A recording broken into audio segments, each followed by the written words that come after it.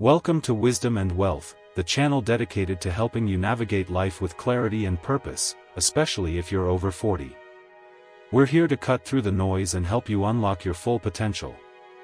So, before we dive in, if you find value in the wisdom we share, please consider liking and subscribing to this channel. Your support helps us reach more people who are seeking to elevate their lives. We appreciate you being here. Most people drift through life in a fog, not because they lack intelligence or capability, but because they've never consciously directed their attention. To cultivate a razor-sharp mind, you must first recognize that your mindset isn't a fixed trait you're born with, it's something you actively cultivate and forge over time. Mental clarity is a potent form of power. It grants you the ability to perceive situations and ideas with precision, free from the distortions, biases, and incessant internal chatter that often cloud judgment. When clarity is absent, you become reactive, tossed around by circumstances, emotions, and the opinions of others. However, with clarity, you become precise, and this precision is what distinguishes the merely competent from the truly exceptional. Cultivating clarity is no easy feat. It demands a form of internal discipline and a willingness to strip away everything unnecessary that can distract you from your purpose and ambitions.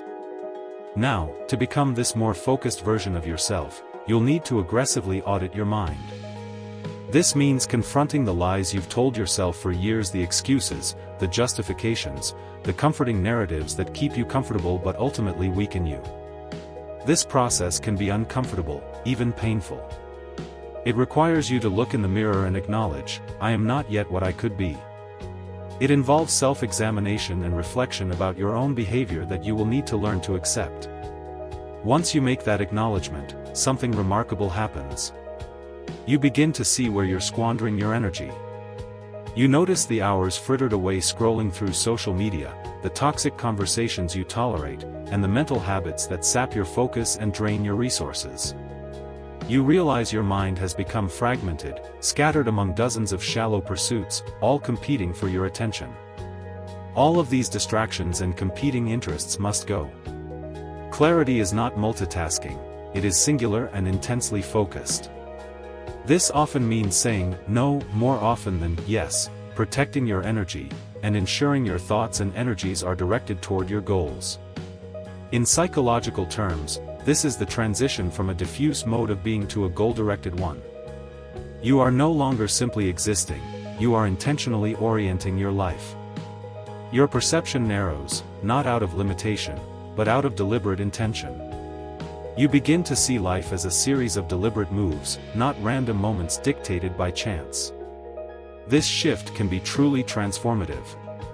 It marks the moment your life stops happening to you and starts happening through you, shaped by your own conscious choices.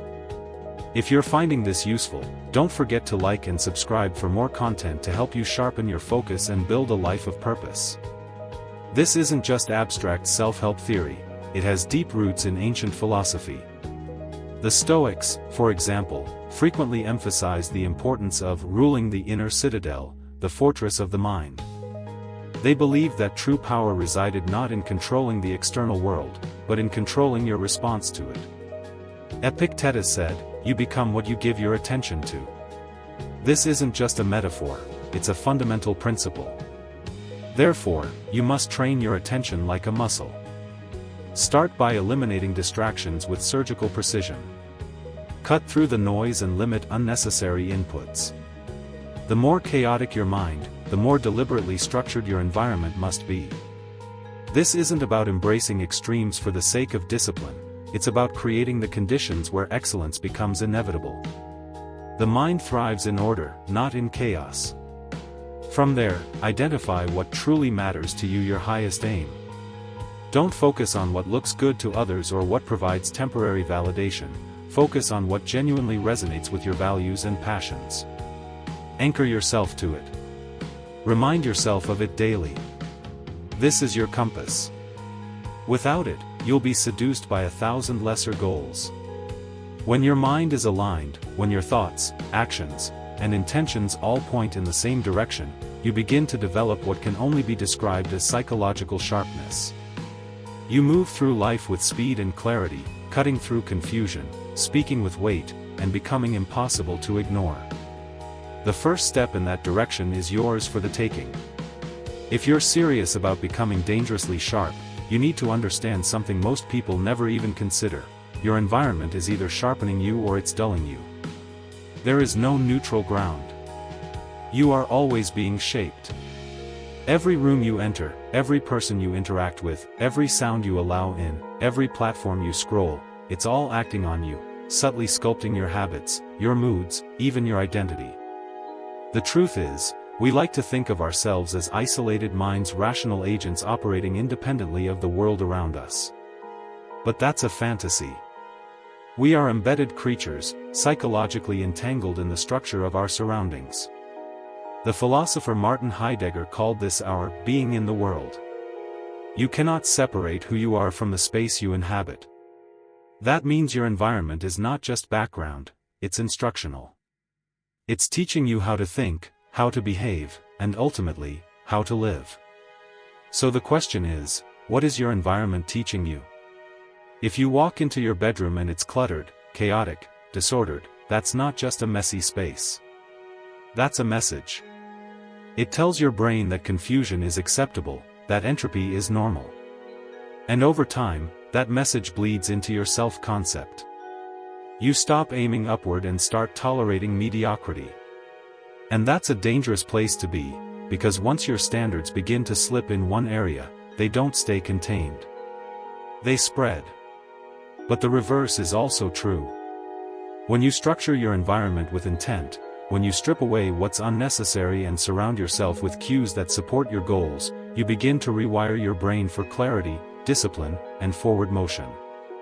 And you don't even need to rely on willpower to do it, because now your surroundings are pulling you in the right direction. This is why minimalism isn't just about aesthetics, it's about optimization. It's a psychological strategy. Clean space, clean mind, order out there, order in here.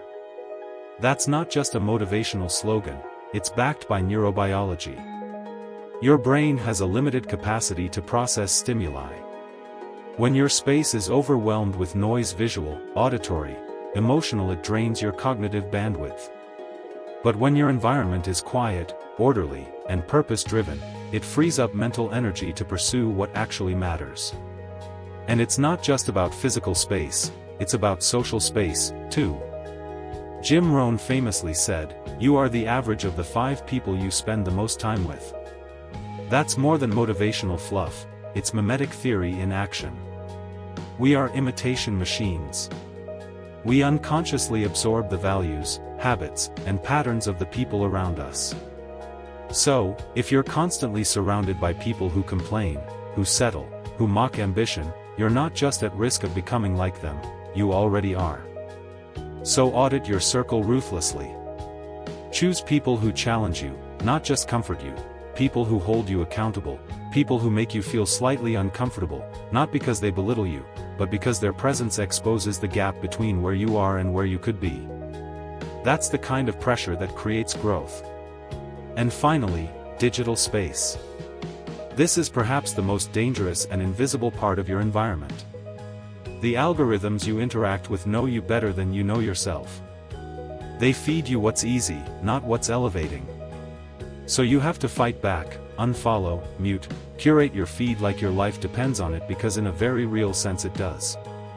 All of this leads to a simple but powerful realization. If you don't shape your environment with intent, it will shape you by default and rarely in your favor. Design the space or be designed by it. There is no in between. There's a fundamental truth about human behavior that most people overlook: motivation is fleeting, fragile, and utterly unreliable. We often wait for that surge of inspiration to strike before we start working on what matters. But that's a mistake. If you want to become dangerously sharp, you need to understand that discipline is not a feeling, it's an identity. It's who you are, not just something you do when you're in the mood. Think about it this way. Motivation is like a spark, bright but short-lived. Discipline, on the other hand, is the steady flame that keeps burning long after the spark has faded.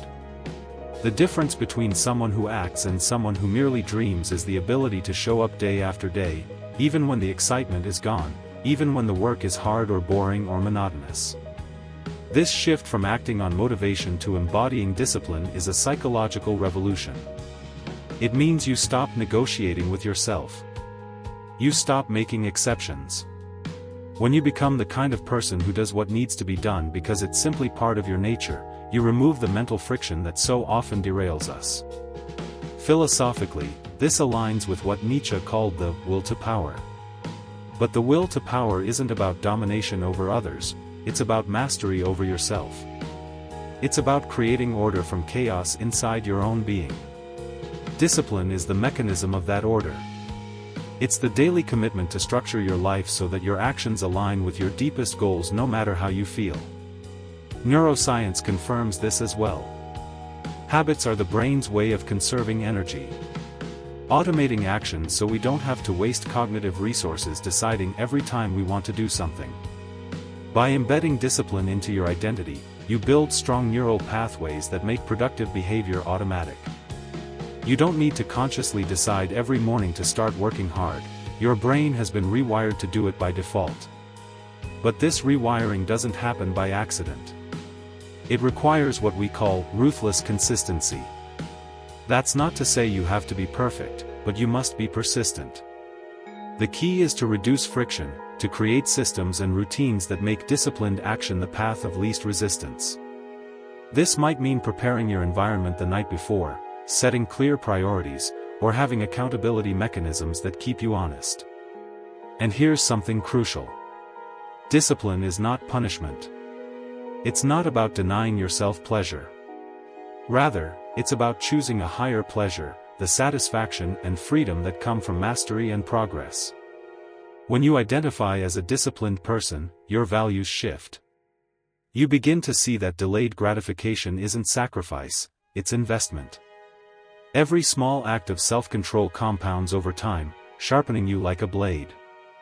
Yet many people misunderstand discipline because they try to impose it through sheer force of will alone. That approach fails because willpower is a limited resource, it gets depleted. Instead, you want to build identity-based habits, so your discipline isn't a battle you fight every day, but a state you live in. You want discipline to be your default. This is what separates the dangerously sharp from the average. It's the difference between fleeting effort and enduring excellence. And it's accessible to anyone willing to commit. So start by asking yourself, who do I want to be? What kind of person does this kind of discipline come naturally to? Then begin acting as if you already are that person. Each time you follow through, you reinforce the identity. Each time you falter, you learn and recommit. Over time, this cyclical process builds unstoppable momentum. Discipline isn't a destination, it's a daily practice. And it's the foundation upon which all other sharpness is built. Discipline is not a burden to bear, it's the edge that cuts through chaos and propels you forward. Become that edge. If you're finding this information valuable, please like and subscribe. Your support means a great deal. One of the greatest illusions we face in the pursuit of sharpness is the mistaken belief that knowledge alone transforms us. We think if we read enough books, watch enough videos, or consume enough information, somehow that will be enough. But the truth is far more nuanced and far more demanding. Knowledge is potential power, yes, but it only becomes actual power when you take the crucial step of applying it. Learning without application is like sharpening a blade and then never using it, it stays blunt in practice. This is where many people get stuck. They gather facts, techniques, strategies, and yet fail to translate that into action. There is a psychological barrier here that often goes unnoticed: the comfort of familiarity. Sticking with what you already know, even if it's ineffective or limiting, is easier than risking the discomfort of trying something new. But if you want to be dangerously sharp, comfort must become a secondary concern. The philosopher William James spoke of the will to believe, the idea that our beliefs and ultimately our actions require a leap of faith. You don't wait until you feel ready, you act as if you are ready, and in doing so, you create readiness. This principle applies directly to learning. You don't wait for perfect knowledge, you act on what you have, learn from the results, and adjust accordingly. This iterative process is what builds not just competence but mastery. Execution is the crucible where raw knowledge is forged into skill. When you learn fast but hesitate to apply, knowledge stagnates. When you apply fast but refuse to reflect, you're blind to growth. The balance is dynamic. You must create a cycle of rapid learning followed by immediate application followed by critical feedback and refinement. This is the essence of deliberate practice. Psychologically, this also ties into the concept of growth mindset, popularized by Carol Dweck, the idea that your abilities are not fixed but can be developed through effort and persistence. When you embrace this mindset, failure becomes information rather than a verdict. Each misstep is data, an opportunity to recalibrate, to sharpen further. This openness to learning transforms every experience into a stepping stone rather than a stumbling block. At a deeper level, the act of applying what you learn changes your identity. When you read about courage, then act courageously, you become courageous. When you study focus, then practice focus in the real world, your brain begins to wire itself around that capacity. This is the practical alchemy of transformation. It also demands humility. You must acknowledge that you don't have all the answers and that learning is a lifelong process. But humility is not weakness, it's the intellectual honesty required to face your limitations and expand beyond them. Dangerous sharpness is not arrogance, it's grounded confidence built on the constant cycle of learning and doing. This means you have to be deliberate about how you engage with information. Not all knowledge is equal and not all application is effective. You must filter, prioritize, and choose actions that have leverage that move the needle in your life. It's a matter of strategic focus, of understanding where your energy yields the greatest return. So, how do you begin? Start by committing to immediate action on every lesson you learn. Don't wait for perfect conditions. Don't wait for total certainty. Experiment boldly, reflect honestly, and adjust rapidly.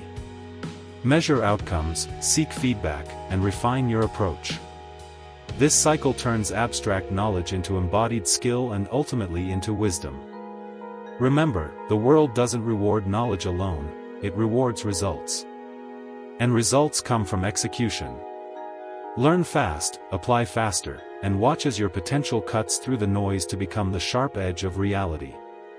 If you want to become dangerously sharp, you have to recognize that your mind and body are not separate entities, they are intimately intertwined. The sharpness you crave in your thoughts, decisions, and presence begins with the condition of your body. Neglecting your physical self is like trying to sharpen a sword while the blade is rusted and dull. Strengthen your body and you sharpen your edge. This is not merely about aesthetics or vanity, it's about the biological foundation for mental acuity. The brain thrives on movement. Scientific research shows that physical exercise promotes neurogenesis, the birth of new brain cells in areas critical for memory, focus, and emotional regulation. Exercise improves blood flow, oxygen delivery, and balances neurotransmitters. It clears mental fog and resets your nervous system. The truth is, a fit body fuels a sharp mind. Beyond biology, there's a psychological dimension here. When you commit to physical training, you engage in a dialogue with yourself about discipline, resilience, and self-respect. The challenges you face lifting weights, running, or mastering a skill translate into psychological toughness. Each small victory in the gym or on the track is a metaphor for broader life battles. You build confidence not just in your muscles, but in your ability to endure hardship and improve. Furthermore, your physical presence, your posture, your movement, your energy communicates volumes before you even speak. A sharp mind coupled with a weak, slouched body creates a mismatch. Others will sense your lack of vitality and may unconsciously discount your competence or authority. But when your posture is upright, your gait purposeful, your body conditioned, you exert an aura of command. That presence is not superficial, it reflects the internal order you have cultivated. This also ties into the idea of embodiment, a concept philosophers and psychologists discuss at length. Embodiment means inhabiting your body fully and intentionally. It's about being aware of your physical sensations, your breathing, your muscle tone, and using that awareness to anchor your mind in the present. The most dangerously sharp individuals are not just thinkers, they are movers. They engage the world with their whole being. Consider this. The mind can become overwhelmed by anxiety, indecision, or distraction when it's disconnected from the body's grounding signals. Practices that integrate breath, movement, and mindfulness, such as martial arts, yoga, or even simple stretching, can calm the nervous system and sharpen cognitive function. This mind-body coherence becomes a foundation for swift, clear thinking under pressure. There is also a moral dimension to strengthening the body. In ancient traditions, the ideal of the whole person, the philosopher-warrior, emphasized excellence in both mind and body. Strength and fitness were seen as prerequisites for virtue because a person who cannot control their own body struggles to master themselves in broader ways. Strength in this sense is not aggression but self-mastery. So where do you begin? You don't need to become an athlete overnight. Start with what's sustainable and progressively challenging. Consistency beats intensity. Walk daily. Practice good posture. Incorporate breathing exercises. Gradually introduce strength training or any form of physical practice that pushes you beyond comfort. Your body will respond by becoming a more reliable instrument for your sharp mind. Remember, neglecting your body dulls the edge you're trying to hone. The mind without the body is like a sword without a handle. It may be sharp, but it cannot be wielded effectively. Build your body and you build your edge. A sharpened mind lives in a sharpened body. If you've been listening closely, you'll see that becoming dangerously sharp is not just about mental clarity, environment, discipline, learning, or even physical strength in isolation. It's about synthesis, the integration of all these elements into a coherent, purposeful whole. And at the heart of that synthesis lies a quality often overlooked but absolutely essential: resilience, the capacity to endure setbacks, to absorb blows, and to keep moving forward with grit and grace. Resilience is not simply about bouncing back, it's more profound than that. It's about bouncing forward, growing stronger through adversity, letting difficulty carve your character like a sculptor chisels marble. This is where philosophy and psychology converge again. Nietzsche famously proclaimed, "What does not kill me makes me stronger." But that strength doesn't come passively. It requires conscious engagement with hardship and acceptance of suffering as a teacher rather than an enemy. In psychological terms, resilience is grounded in a mindset of active coping. It's the belief that you have agency in the face of difficulty, that you can influence outcomes through your choices and actions. Without this belief, challenges become overwhelming; with it, challenges become opportunities. Resilience transforms obstacles from stop signs into stepping stones. But resilience isn't merely mental toughness in the conventional sense. It involves emotional regulation, the ability to hold your feelings without being overwhelmed by them, and cognitive flexibility, the ability to adapt your thinking when circumstances change. These faculties allow you to maintain clarity and composure, the hallmarks of sharpness even under pressure.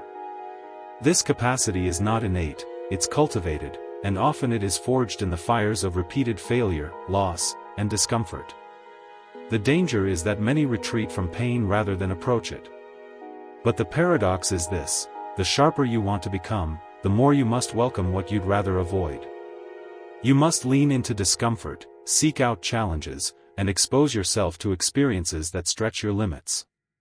Philosophically, this echoes the Stoic idea of amor fati, the love of fate, to embrace life in all its facets, including suffering and loss as necessary parts of your journey. This doesn't mean passivity or resignation, it means actively transforming adversity into fuel for growth. It means standing firm when the world tests you. There's also a biological basis to this. Stress, when managed correctly, triggers hormesis, a beneficial adaptive response that strengthens your mind and body. But that requires balance. Too little challenge and you stagnate, too much and you break. Resilience is the skill of navigating this tension, of calibrating stress to maximize growth. Practically speaking, building resilience involves habits and practices that strengthen your mental and emotional muscles. This can include mindfulness, meditation, journaling to process emotions, deliberate exposure to difficult situations, and cultivating supportive relationships that provide perspective and encouragement. It's also about developing a purpose strong enough to anchor you through storms, a reason why the struggle is worth it. Without resilience, sharpness is brittle. It may dazzle briefly, but breaks easily under strain. With resilience, sharpness becomes enduring, adaptive, and profound. It is what turns knowledge into wisdom, effort into achievement, and pain into power. So, if you want to become dangerously sharp, don't shy away from the hard things. Face them, learn from them, and let them forge you. Because the ultimate edge is not just in skill or intellect, it's in the resilience to wield them when it counts. Resilience is the steel that tempers your sharpness. Without it, your edge dulls under pressure, with it you become unstoppable. Thank you for joining us on Wisdom and Wealth. If you found this video helpful, please show your support by liking and subscribing. We'll continue to bring you insights and strategies to help you live a sharper, more purposeful life. See you in the next video.